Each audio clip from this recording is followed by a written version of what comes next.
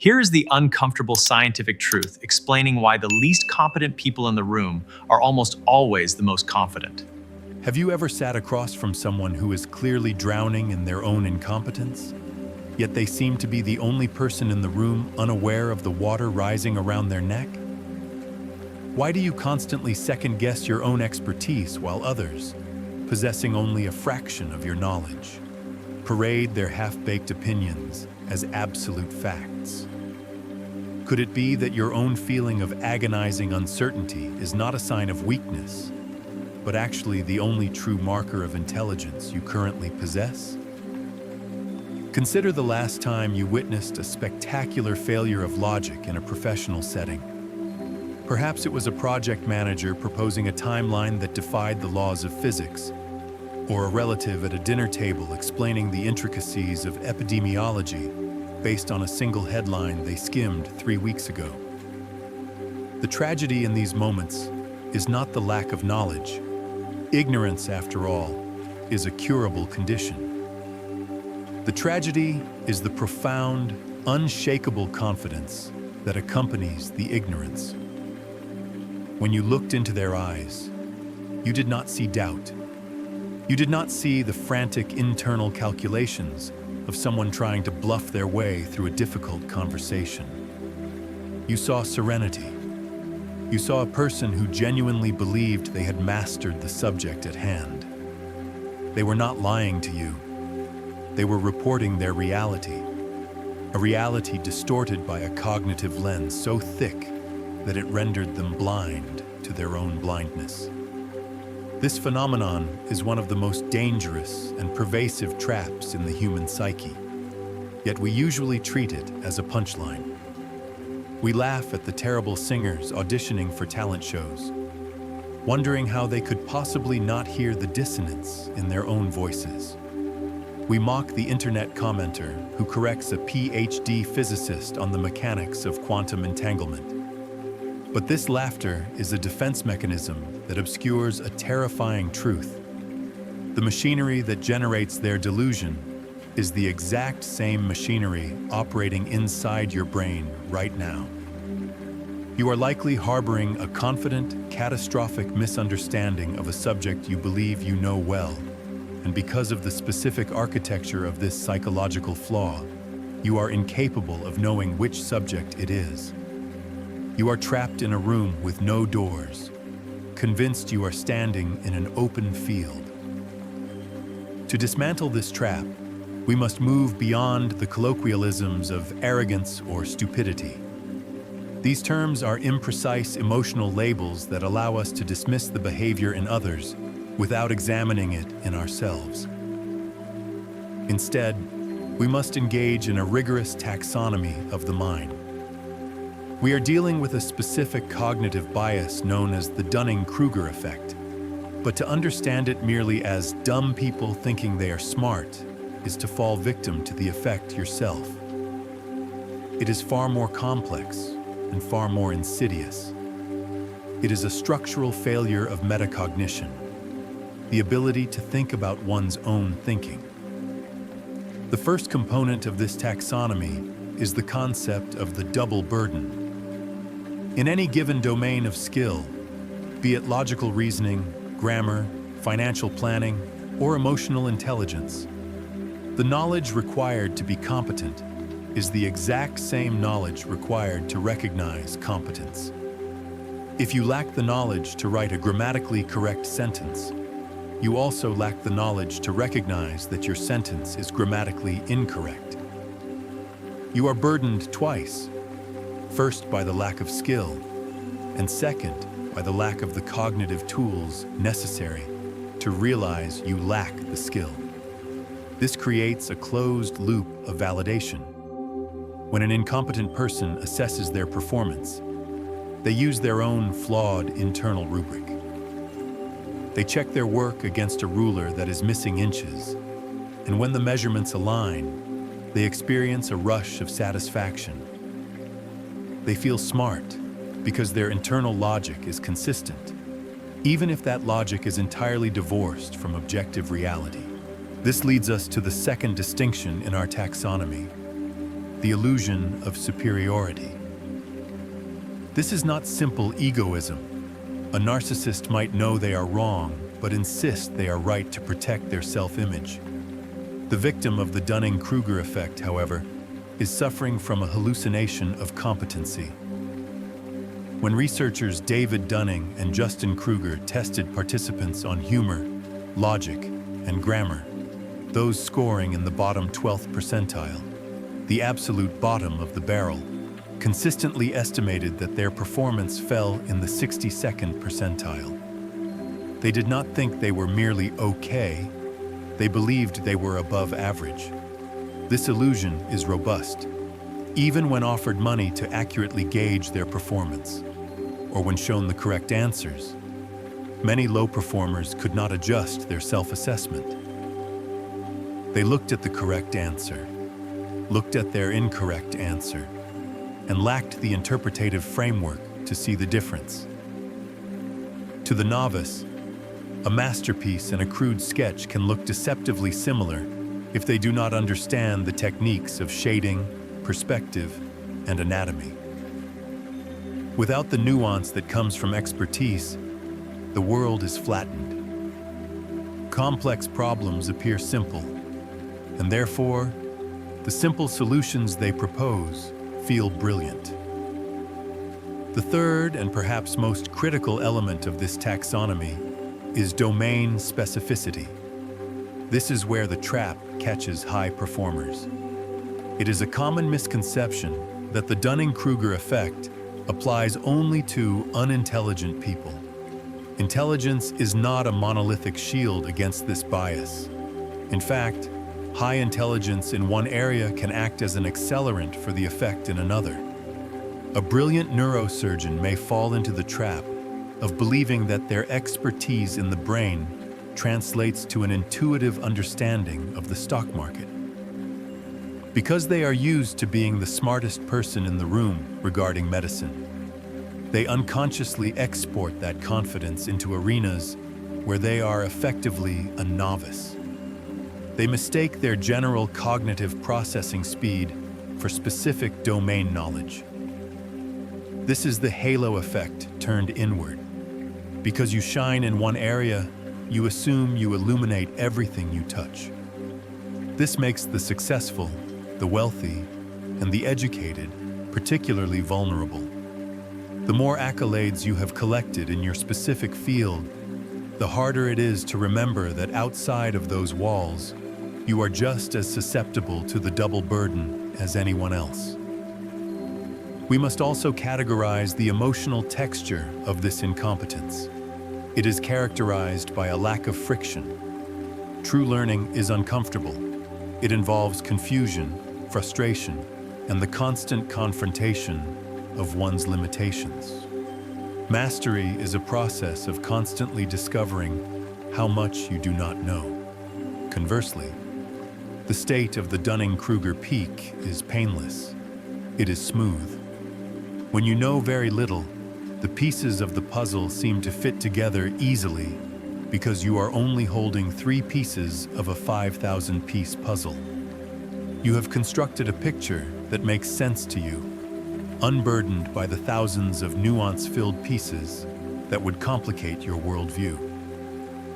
This is why the incompetent are often so much more persuasive than the experts. The expert is weighed down by exceptions, caveats, and probabilities. The incompetent is fueled by the absolute certainty of the simplified model. They are selling a vision of the world that is clean, binary, and easy to digest, which is naturally more appealing than the messy, gray reality of truth. By redefining the problem in these terms, we move away from judgment and toward a mechanical understanding of the error. We are not fighting against bad people. We are fighting against the brain's default setting to conserve energy. The brain prefers a simple, incorrect model over a complex, correct one because the simple model requires less metabolic energy to maintain. The illusion of competence is a cognitive shortcut. It allows us to navigate the world without being paralyzed by our own ignorance. If we had to be painfully aware of every gap in our knowledge every time we brushed our teeth, drove a car, or had a conversation, we would be catatonic. The brain fills in the gaps with confidence so we can function. The danger arises when we mistake this functional patchover for structural integrity. We are walking across a bridge made of holograms, believing it to be steel. The first step in saving yourself is not to build a better bridge, but to realize that you are currently falling through the air. To understand why this cognitive dissonance occurs, we must move beyond the surface-level observation of arrogance and peer directly into the machinery of human cognition. The phenomenon is not merely a personality flaw or a symptom of excessive ego. It is a structural failure of metacognition, the ability of the brain to monitor and evaluate its own cognitive processes. To grasp the mechanics of the Dunning-Kruger Effect, we must look at the brain not as a perfect recorder of reality, but as a prediction engine designed for efficiency rather than accuracy. At the neurological level, the competence required to perform a task and the competence required to evaluate that task are powered by the same neural circuitry. This is the crux of the mechanism, often referred to as the dual burden of incompetence. Consider the act of writing a grammatically complex sentence. The neural networks in the language centers of the left hemisphere, specifically Broca's area and Wernicke's area, are responsible for constructing syntax and selecting vocabulary. Simultaneously, the prefrontal cortex engages in a monitoring function, checking the output against an internal database of grammatical rules to detect errors. If an individual lacks the foundational knowledge of grammar, the database is empty. The very same neural pathways needed to construct the sentence are the ones needed to judge its quality. Consequently, the brain cannot flag an error it does not know exists. It is akin to a computer program trying to run a spell check without a dictionary file. The document will always appear flawless, not because it is perfect, but because the system lacks the reference points to identify the flaws. This creates a terrifying form of cognitive blindness, similar to the physiological blind spot in the human eye. Where the optic nerve connects to the retina, there are no photoreceptors, creating a hole in our visual field. However, we do not walk around seeing a black void in the center of our vision.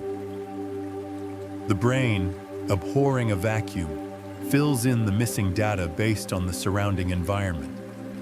It hallucinates a seamless reality to maintain a coherent narrative of the world. The Dunning-Kruger Effect is the psychological equivalent of this blind spot filling. When an incompetent individual looks at their own performance, they encounter a void of knowledge. Instead of perceiving this void as, "I don't know," the brain's pattern-matching heuristics fill the gap with a projection of competence. The individual does not think they are great. They perceive they are great because their internal simulation of the task lacks the resolution to show them otherwise. This internal simulation is governed by what psychologists call the illusion of explanatory depth.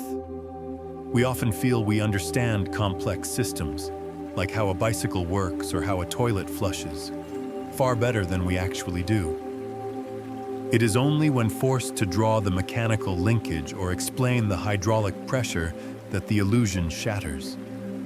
For the incompetent performer, this shattering never occurs because they rarely possess the tools to dismantle the machine. They operate on a gist understanding, a low-resolution JPEG of reality, while believing they are viewing the raw, high-definition data. The prefrontal cortex, tasked with executive function and reality testing, fails to trigger an alarm because the simplified mental model they are using feels internally consistent.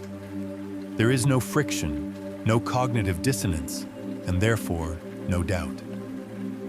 The brain interprets this lack of resistance as evidence of mastery, releasing dopamine and serotonin that reinforce the feeling of being correct, cementing the delusion at a neurochemical level. This biological imperative to maintain a consistent self-narrative leads us directly into the trap, the self-perpetuating cycle that keeps individuals locked in a state of unawareness. The tragedy of the Dunning-Kruger Effect is not just that people are wrong, it is that they are structurally insulated from finding out they are wrong. This insulation functions like a psychological immune system designed to protect the ego from the painful shock of inadequacy. The trap operates through a recursive loop of confirmation bias and defensive reasoning. When an incompetent individual acts on their inflated confidence, they inevitably generate suboptimal results. However, because they lack the metacognitive ability to analyze the causal link between their actions and the outcome, they must find an alternative explanation for the failure. The mind enters a state of high-speed rationalization. If a project fails, it is not because of poor planning, which would require knowledge of good planning to diagnose. It is because of unforeseen market conditions, bad luck, or sabotage by colleagues. This externalization of blame is not a conscious lie. It is the only logical conclusion their brain can compute, given its limited data set. To them, their performance was perfect, so the error must inevitably lie in the environment. This externalization prevents the accumulation of corrective feedback, which is the only antidote to the condition. In a healthy learning loop, failure provides the data necessary to update one's mental models. In the Dunning-Kruger loop, failure is recoded as evidence of victimhood or external unfairness, which ironically strengthens the individual's belief in their own capability. They view themselves not as a novice who needs to learn, but as a master who is being thwarted by an incompetent world. This creates a fortress of solitude around the ego. The more they fail, the more they become convinced that the system is broken, further alienating them from the very resources or mentors that could facilitate growth. Furthermore, this trap is reinforced by a social contract that prioritizes harmony over honesty. In many social and professional hierarchies, pointing out someone's incompetence is socially expensive. It risks conflict, awkwardness, or retaliation. Therefore, colleagues and friends often engage in performative agreement or offer diluted feedback to avoid confrontation. When an incompetent person presents a terrible idea, the room might nod politely or offer vague praise to move the meeting along. The incompetent individual, suffering from the confirmation bias inherent in the trap, interprets this polite silence as enthusiastic endorsement. They strip mine the environment for any signal that supports their self-image and systematically filter out subtle cues of disapproval. The cycle eventually calcifies into a permanent identity. The individual stops seeking new information because they believe they have already reached the peak of the mountain. They cease asking questions because questions imply a lack of knowledge. They become impervious to nuance, viewing complex problems through binary, simplistic frameworks. This stagnation is the ultimate penalty of the trap, the cessation of growth. While the conscious mind enjoys the bliss of perceived superiority, the individual is effectively dead in the water, drifting further away from reality with every confident, erroneous stroke, trapped in a closed loop where the only voice they hear is the echo of their own unearned certainty. To view the Dunning-Kruger effect merely as a mechanism for identifying fools is to miss the profound philosophical insight it offers regarding the human condition. It is easy and perhaps momentarily satisfying to treat this cognitive bias as a lens through which we judge the perceived stupidity of others. But the true utility of the concept lies in turning that lens inward. The reframe requires a shift from ridicule to radical empathy, grounded in the understanding that we are all, by definition, incompetent in the vast majority of human endeavors. If the circle of human knowledge is infinite, and our individual capacity to learn is finite, then ignorance is our default state. The amateur who overestimates their ability is not an aberration of nature, but a functioning example of a mind trying to navigate a complex world with limited data. In this light, the initial peak of confidence, that rush of feeling like an expert after reading a single article, is not necessarily a character flaw, but a psychological survival mechanism. It is the spark of optimism required to begin any difficult journey. If we fully grasped the complexity of mastery at the outset, we might be too paralyzed to ever take the first step. The danger, therefore, is not in visiting the peak of inflated expectations, but in building a permanent residence there. The goal of self-development is not to eradicate the feeling of competence, but to decouple that feeling from our sense of self-worth. When our ego is inextricably tied to being right or smart, the brain treats evidence of our ignorance as a physical threat, triggering defensive walls that block learning. To escape the trap, we must cultivate a relationship with our own mind that prizes calibration over confidence. We must learn to view the discomfort of being wrong not as a failure of intellect, but as the only reliable signal that our mental map is being updated to match the territory. True intelligence is not the absence of blind spots, but the distinct ability to recognize the shape of one's own cognitive perimeter. It is the Socratic admission that the shoreline of our knowledge borders a vast ocean of things we do not yet understand, and that as the island of knowledge grows, so too does the shoreline of wonder and the potential for error. Moving from this philosophical understanding to practical application requires a systematic dismantling of our own certainties. We cannot simply decide to be more self-aware, as the very nature of the bias prevents us from seeing the need for it. Instead, we must construct external scaffolding, habits, routines, and social contracts that force reality into our field of view. The first and most potent tool in this arsenal is the deliberate pursuit of rapid, unvarnished feedback. Most of us go through life waiting for performance reviews or polite social cues, which are often delayed or softened to spare our feelings.